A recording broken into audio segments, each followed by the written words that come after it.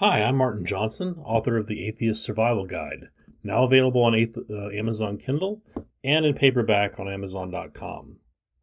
Now, what do you think of when I say atheist? Do you think of someone like myself, some hairy white guy?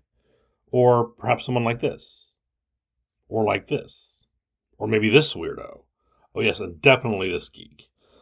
Like me, most of you have these images or something similar in your head.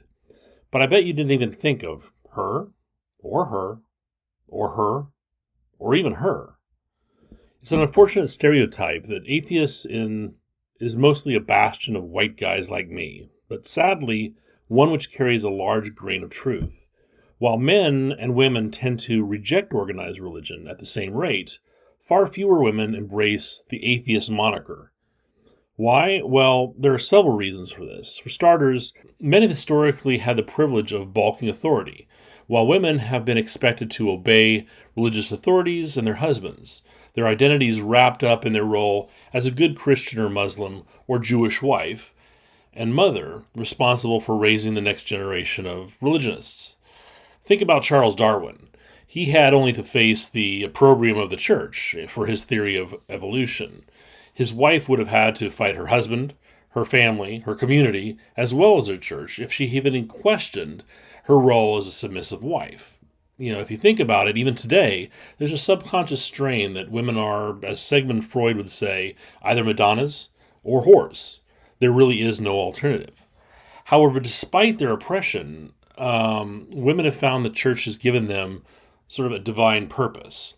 So, to a certain degree, women are much more wedded to the church, so to speak. The problem is that if you look at the atheist community, there's quite a bit of misogyny there as well. Ingrained, for those of us who have jettisoned religion, from just being in a Christian or Muslim or Jewish community, where a lot of the subconscious expectations of women and men are still there.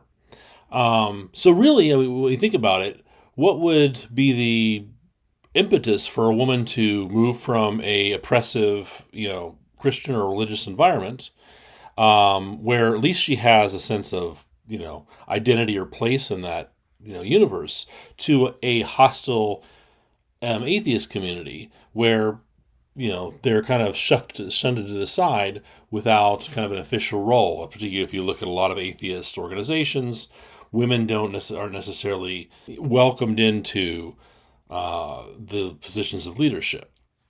So that's one. I mean, the other is you think of the fact that women's economic and social and political situation has been much more tenuous historically than men.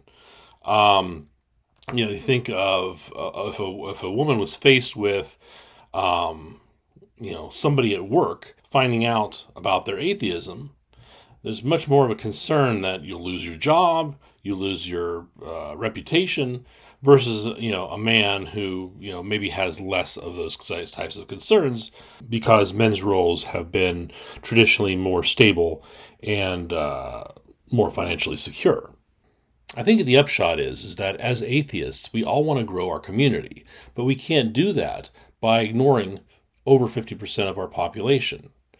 The other thing to think about is that women have experienced oppression at a level that, say, a white man like myself hasn't.